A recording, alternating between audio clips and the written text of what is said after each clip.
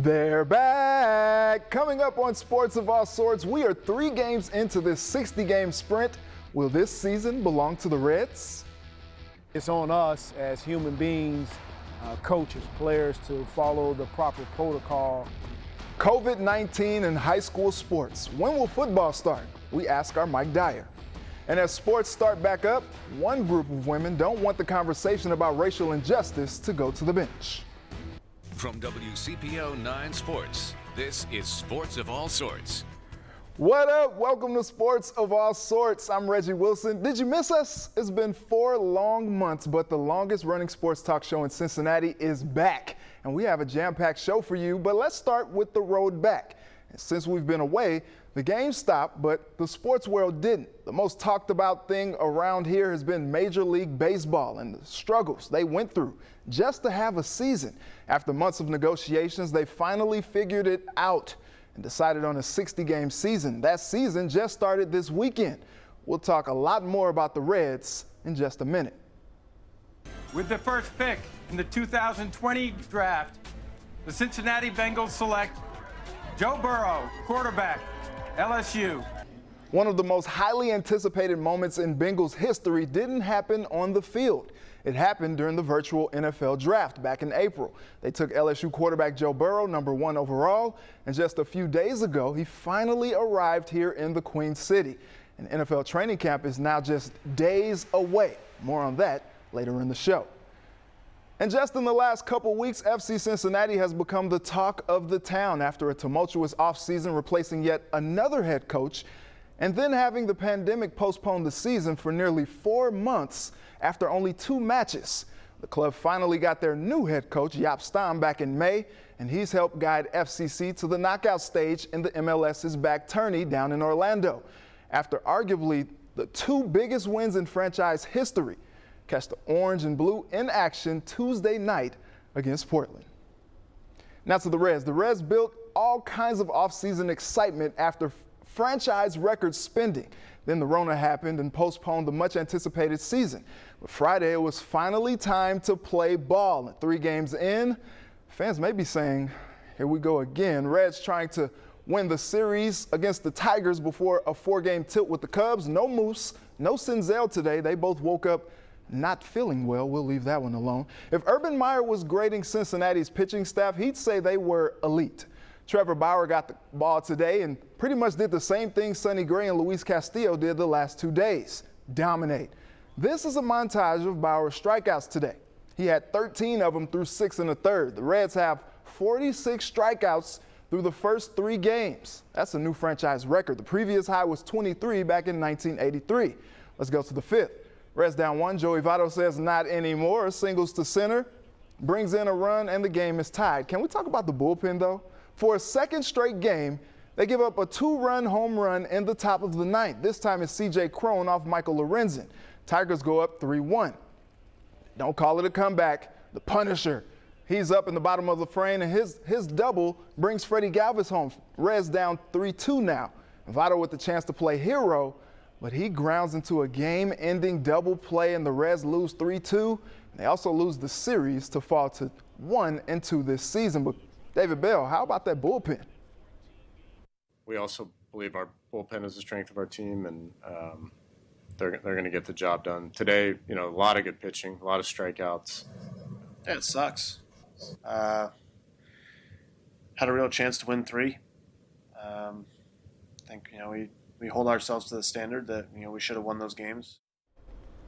All right, my first guest tonight is a friend of the program, ESPN 1530's Mo Egger. Mo, thanks for hanging with me tonight. I missed you. I know, I missed you too. We got this virtual setup going, but hey, we'll navigate. We'll do it. First, Mo, how good is it to have baseball back? It's great. I wish we had better results to talk about from over the weekend. Right. But, as a sports talk radio host, I'm sure a lot like you, Reggie. I feel like, to a degree, like I've been let out of prison, right? For the last 4 months, I've had nothing to talk about. Yeah. And the stuff that I've had to talk about has not been all that fun. So it's back to talking about the things that we love, which is, games. Unfortunately, the games this weekend didn't go so well. But it's great to have the Reds back. It's great to have sports back. Yeah, so let's talk about those games. The starting pitching has been in fuego. How tough is it for them to not have gotten any support that they needed to win the last 2 days? Yeah, a season like this, as you well know, Reggie, everything gets magnified. And look, the starting staff for this team, I think, is going to be pretty good. I think we all, coming into the season, thought if the Reds were good this year, it was going to be on the shoulders of this starting staff. But the margin for error is thin. You cannot waste good starts. It's hard to waste good starts in a full season, in a 60-game sprint, especially against teams like the Tigers, who may be better. And you have to give credit to the way some of their guys threw this weekend. But you've got to figure out a way to win those games, whether it's getting a hit in the later innings, whether it's your bullpen coming in and being asked to do its job, which wasn't the case yesterday or certainly in the 9th inning today. You can't waste in a race that's likely to be really close, even if we have 8 playoff teams per league, you can't waste good starting pitching. Absolutely, Mo. Well, Mo, as always, I appreciate your perspective. We'll do it again sometime. I can't wait. Hopefully one day soon. Yes. I'm not in my basement. I know. Get you out of there. Thanks, Mo. Okay, Reggie, thanks.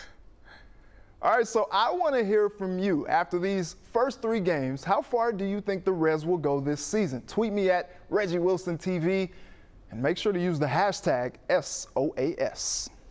As COVID-19 numbers continue to surge, we continue to wait and see if the high school sports season will make a return this fall. Coming up, what teams are doing to make sure they stay safe and prepared for the upcoming season.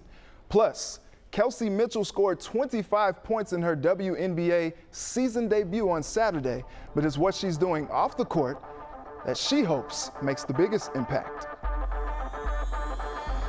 Welcome back. The coronavirus pandemic swiftly postponed the playing of live sports indefinitely back in March. And although some sports have returned, the situation is still fluid with this unpredictable health crisis. As we wait for the start of the high school football season, the excitement is growing. But so are the concerns about games starting as scheduled. Teams are doing everything they can to prepare. The days are busy again. Good play. Selfishly, it's amazing. And football is more than just a summer thought. It's a summer goal. This is what we do. This is what we live for. We live for the months of June to December as football coaches. Teams are a little more than a month into football activities. Come on, Leroy. And Princeton head coach Mike Daniels says the structured environment is good for players. Being taught discipline, being taught hard work, those life lessons that we all love, come to love in a great game of football. But with COVID-19 cases recently popping up at Mount Healthy, St. X, and Winton Woods, it raises concerns for programs across the tri-state. It's pretty scary. Lakota West Athletic Director Scott Kaufman says it's a matter of expecting the worst and hoping for the best. If you're going to be out here, you need to understand, I have been dead honest with people. You are increasing your risk of exposure. And as long as you're willing to accept that risk and you're willing to abide by the safety precautions we're putting in place, we have a place for you. Listen up. Don Simpson is going into his 3rd season as Middletown's head coach with big expectations. He says the team is taking all the necessary safety precautions to reach its football goals this season. Hey, good ball there, Kamar. We haven't downplayed what our society is going through right now with this pandemic. So it's kind of reassuring that we're still continuing, but it's a dose of reality when you see surrounding schools being affected by this. As numbers continue to spike during this pandemic, preparation moves forward, with official football practices set to begin on August 1st. We have 0 exposures or cases as a result of what we're doing in our school. I'm going to take that as a positive and hopefully educate the kids on how to protect themselves outside. The 22 hours they're not here is where I need them to be smarter, and that's where we need everybody's help. We're going to go trips. Coaches and their teams stand cautiously optimistic for football games. It does put a sense of doubt there, but I think being away from the boys for the 2.5 months, we're so excited to be back around them. We're such positive influences for them in their life. We're just enjoying this time being together, and we're preparing as if August 1st is going to be full go. Hoping a busy summer Let's get out and compete one time. doesn't lead to a slow fall. All right, joining me now is our high school insider, Mike Dyer, who's been all over this situation with the OHSAA. Mike, what's the latest on the return of high school sports this fall? Reggie, thanks for having me. I appreciate it. Obviously, it seems like things change daily. and hourly with this situation. We continue to listen to Ohio Governor Mike DeWine and his press conferences, Lieutenant Governor John Husted, and ultimately the governor's office is going to make the decision about high school sports. And what we do know right now, Reggie, is simply low contact sports, which is golf, tennis, and girls volleyball here in Ohio for the fall seasons. Those have been given the go-ahead for the high school season, August 1st. Also, the contact sports can start practice August 1st, but the issue right now is football, soccer, cross country, and field hockey can't compete with other schools without having COVID-19 testing. So, we're waiting to see what the governor says about the testing element, because that obviously would preclude any season happening if you had to get tested, before every couple days, whatever it might be.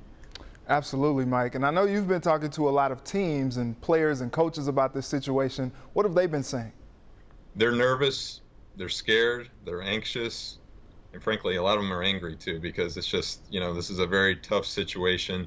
You have families, fans, and the student athletes themselves that are asking questions about, are we given the green light to go ahead? Are we practicing for reasons that we don't know right now whether or not we're going to have a full season or shortened season? So I was talking to LaSalle football coach Pat McLaughlin earlier this week, and he said they would have had 5 or 6 7-on-7 workouts by this time. So, obviously there's a frustration level. They haven't had a complete team practice yet. Not to put you on the spot here, but what's your gut about this situation?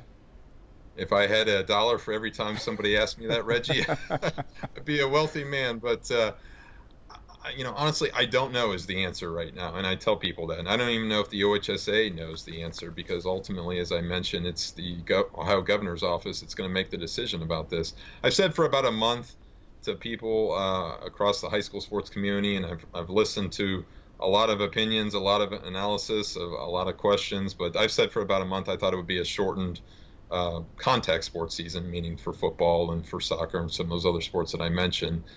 What that means exactly, how many games? I mean, you saw the OHSA remove the 8-game requirement for the regular season for making the playoffs this week. So is that a sign of something to come? I don't know. I think it's too early to say, but certainly not looking good right now for a complete season. All right, Mike, as always, we appreciate your perspective. Have a good one. Talk to you next time. Thanks, Reggie. Let's switch gears to pro football. The pandemic already canceled preseason games, so the Bengals turned their attention to the September 13th opener at Paul Brown Stadium against the Chargers. The Bengals have their Tiger King in Joe Burrow. Rookies reported last week and had their second COVID-19 test Friday. Physicals today. The veterans will report on Tuesday and begin 4 days of testing, followed by physicals. Then daily testing takes place for 2 weeks and every other day if the positive rate is below 5%. You follow? The Bengals built all this excitement getting a new QB1 and a variety of talent to complement. What kind of NFL season will the team have? It all depends on what kind of NFL season the NFL has. The situation, like a lot of things right now, remains fluid. Stick to sports. As time grows, it's hard to argue what that even means anymore. Coming up, a conversation about race in the world of sports and how Princeton grad Kelsey Mitchell is doing her part for the cause. We're dedicating this season to Breonna Taylor, an outstanding EMT who was murdered over 130 days ago in her home. We are also dedicating this season to Say Her Name campaign, a campaign committed to saying the names and fighting for justice for Black women. The other pandemic that's hitting hard this summer is racial injustice. After the deaths of George Floyd and Breonna Taylor, a rally cry for racial equity is magnified across the nation. Here in Cincinnati, we've seen the removal of Marge Schott's name at UC's baseball stadium, the Covington Boys and Girls Club, and St. Ursula Academy for the late Reds owner's numerous past racist remarks. As sports make a rapid comeback this month, Keenan Singleton shows us how one local hooper is determined to keep the fight alive as she starts the WNBA season. Kelsey Mitchell packed lightly, a bag for shoes, the other for clothes. She carried no baggage from last season in Bradenton, Florida for the start of the WNBA season. The first time where it's a huge shift of discomfort. A lot of times I can bounce back and kind of get back to what needs to happen and how I need to make an impact on the game. So now I'm taking on a totally different journey. 2019 was an ego trip for the Princeton and Ohio State legend. She lost her starting spot in her second season in the league with the Indiana Fever, but made 9 three-pointers in the season finale, a league record. Mitchell is determined to beat the woman in her way in 2020 in the ultimate game of one-on-one. Kelsey versus herself. Fever great and general manager Tamika Catchings has watched Kelsey wage that battle. Her confidence has been the area that I've kind of challenged her the most, just to be able to come out and have the confidence that we know what she can do, we know what she's capable of doing.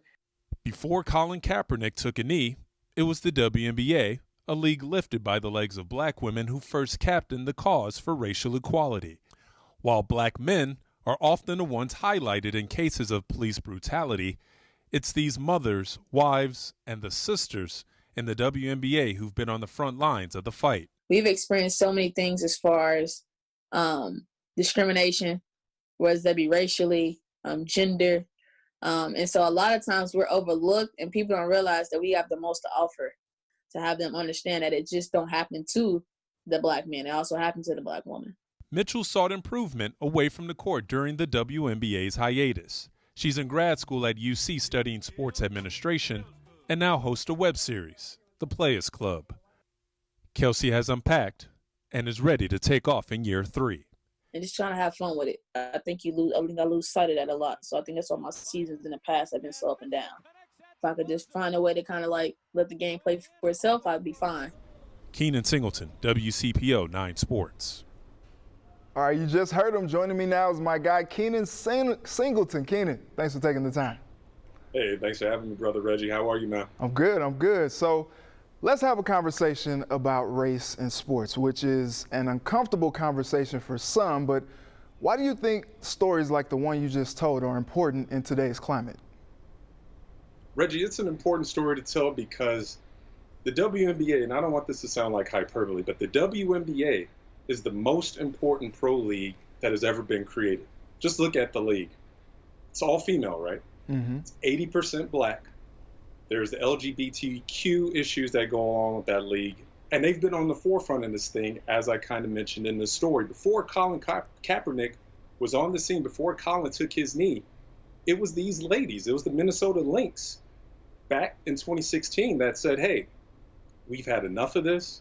We're going to stand up for what we feel is right for an issue that has not been addressed in our community, in our country, in our playing fields, that this is something that we have to stand up for and we have to talk about. These women are the ideological daughters of Bill Russell, of Craig Hodges, the former Bulls great, Tommy Smith, John Carlos. These women, not the men, and no disrespect to LeBron and what the guys in the NBA have done, what Colin Kaepernick has done, Eric Reed in the NFL as well. But these are the women that have really been on the front lines, that have been taking that shrapnel and taking those bullets for everybody, people that look like you and me, so we could have a more equal and just society.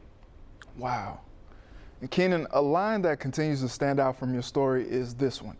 While black men are often the ones highlighted, it's these mothers, wives, and sisters in the WNBA who've been on the front lines. How difficult is it of a cross to bear for someone like Kelsey and black women like her? I don't think it's difficult at all, to be honest with you, because like myself, you woke up, the first time that you were cognizant of who you were a black man, a black boy. So it's not something that we have to get accustomed to. It's not something that we have to adjust to in our society. It's something that, unfortunately, our society is still adjusting to us for us to be comfortable with who we are and to be able to walk around and not feel ostracized, to not be looked at for longer than anybody else needs to be looked at. So I don't think it's difficult for these ladies because black women, unfortunately, are at the bottom of the totem pole when it comes to our country, when it comes to getting their piece of the pie. And I applaud these young ladies, Kelsey, all the women in the WNBA who have sat out seasons to fight for social justice. These women really put they don't shut up and dribble, they speak up and dribble is what I want to say. So I applaud them. I don't think it's difficult for them at all because it's something that's been their everyday reality, something that they have to deal with. Think about it. You're a young girl on the basketball court. Guys look at you, they're like, get off the court, young girl. And I mean, when you come up with that kind of fiber in your being, I think you can take on the world. And that clearly is what Kelsey and these women want to do. Well, Keenan, this was a very important conversation. I feel like we could keep the conversation going for a long time, but we got to go. So I appreciate you taking the time, and we'll continue to keep having these uncomfortable conversations. Well, hopefully they don't continue to be uncomfortable, because it's 2020, man. Another story I did, and I'm going to let you go, but this is a thing that it shouldn't be an uncomfortable conversation. When you have children, you don't want to be having this talk with your kids. This is something that hopefully by our lifetimes, this is a conversation that slowly fades away. Absolutely. Keenan, thanks again. Thank you. All right, we'll be right back to wrap up the show. Welcome back. Well, it's been real. It's been fun. It's been real fun, but we got to go. I'd like to thank Mo Egger, Mike Dyer, and Keenan Singleton for joining me tonight, and to my village who helped me put this all together. I also want to thank you for rocking with us on our first show back. So let's do it again next Sunday. Till then, have a good night and a very blessed week. And I also want to say happy birthday to my mom. See you later.